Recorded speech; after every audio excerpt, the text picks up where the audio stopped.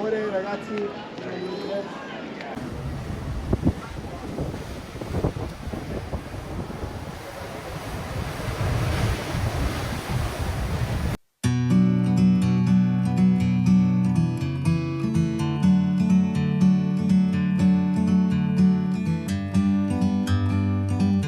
Hey, this is Andrew Lim inviting you to go out on a limb. Buongiorno from 2 hours south of Taormina. Yes, we are here in Noto. We are actually heading south today. Explore what the southern gem has to offer. And of course in Noto here, which is home to about 27,000 Sicilians, is where they shot White Lotus 2 as well. I know there's a cathedral with the steps. I think we're approaching it. So a few things to see here, and then after Noto we're gonna go to Syracuse, or maybe Ortygia first for lunch and then Syracuse. So come go on a limb with me and we will explore what we can find here 2 hours or an hour south of Taormina, which is in Noto. Folks, before we start, kindly hit the subscribe button and the notify button for new contents that I upload weekly. Grazie mille.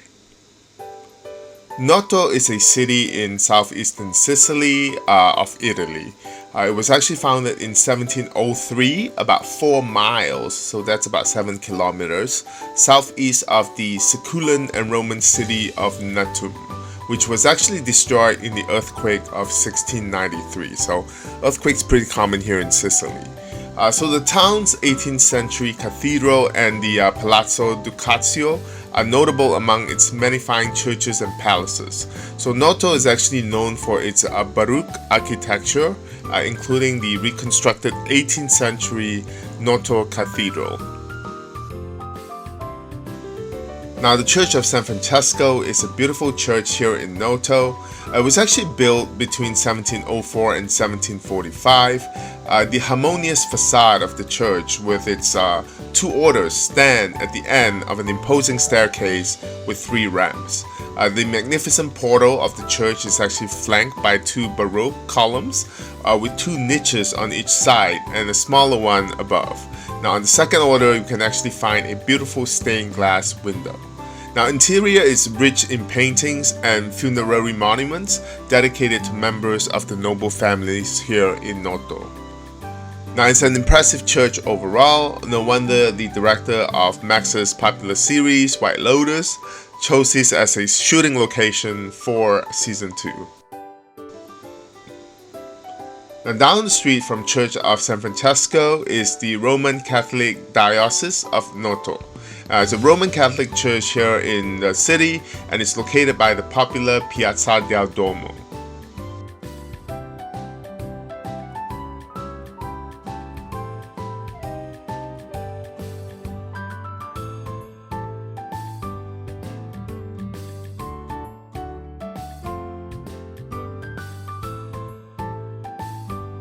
Now across the church is another landmark that is inspired by French palace architecture of the 17th century.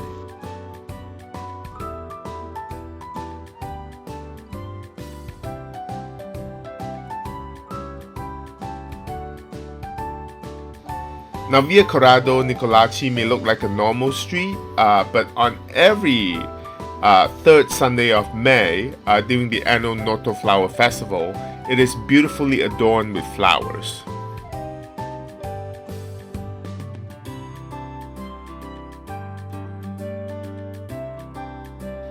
Now Palazzo Nicolaci is worth a visit while touring Noto. It was actually built in 1737 as a private noble house for the Nicolaci family and was partially sold to the government of Noto in Sicily at the end. Now today, the section hosts the public library with thousands of volumes, among them Spanish and Latin manuscripts. Now the Nicolacis were a bourgeoisie family in the period following the 1693 earthquake. Now, the palatial residence that they live in, known as Palazzo Nicolaci, is the largest palace here in Noto. Now, the Baron and 3 others live here in this building that consisted of 48 rooms and a number of balconies. Now, although the date 1737 is inscribed above the door, the palace as it stands today was actually the final product of 3 different architects working at different times, with the earliest development being the facade. Hey guys, so we are at the Archaeological Park here in Syracuse or Siracusa. Of course, it started raining, so the weather's not as great, but it's not deterring me from visiting this famous archaeological park. There used to be a Greek park, apparently. So come check it out with me. I mean, right now, I only see a lot of stones like this.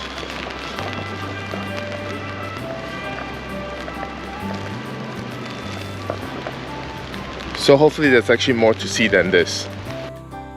Now, Syracuse, a real attraction is this archaeological park, which is home to Teatro Greco, constructed in the 5th century BC and rebuilt in the 3rd century. This 16,000 capacity amphitheater staged the last tragedies of Aeschylus, including the Persians, which was first performed here in his presence. Now, from early May to early July, it's actually brought to life with an annual season of classical theater.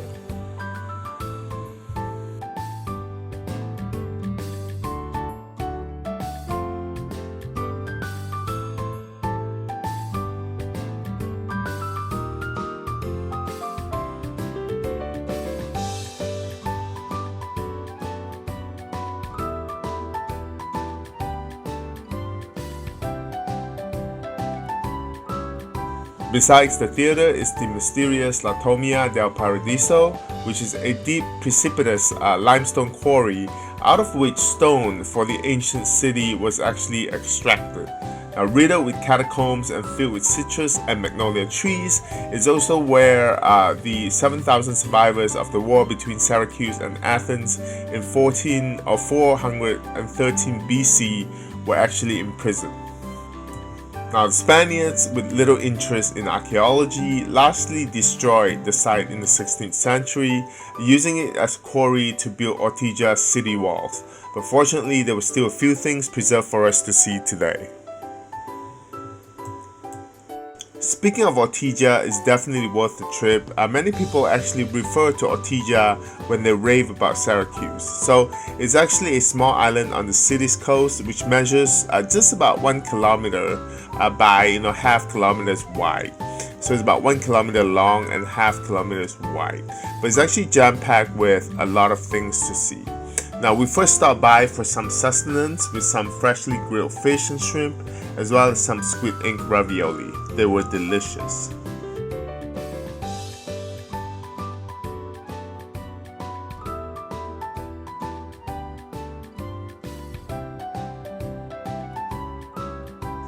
The rain did not dampen our mood when visiting this lovely island town. Piazza Duomo, which appears to be a common name for piazzas here in Sicily, it's the main square of Syracuse. Now, located in the historical center of the city, the semi-elliptical square gathers many beautiful Baroque buildings, as you can see, but also houses ancient treasures. So there are cathedrals and churches, as well as shopping streets north of this piazza.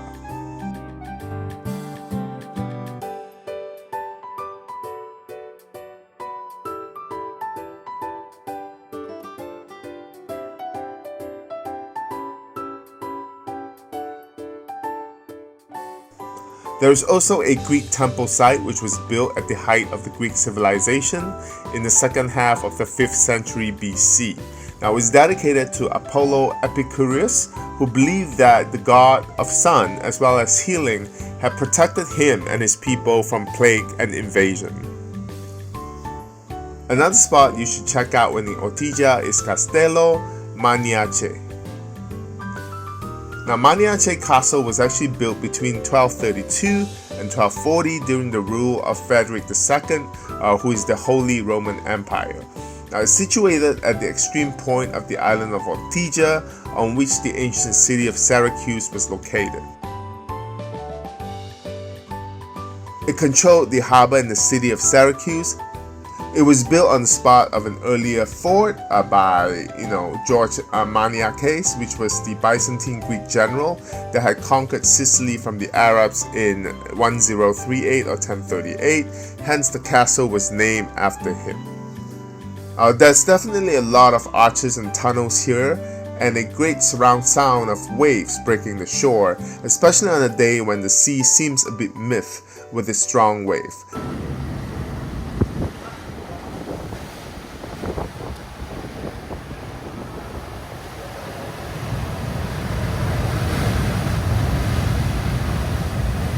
Now, this is a great castle which shows details of its use during several centuries.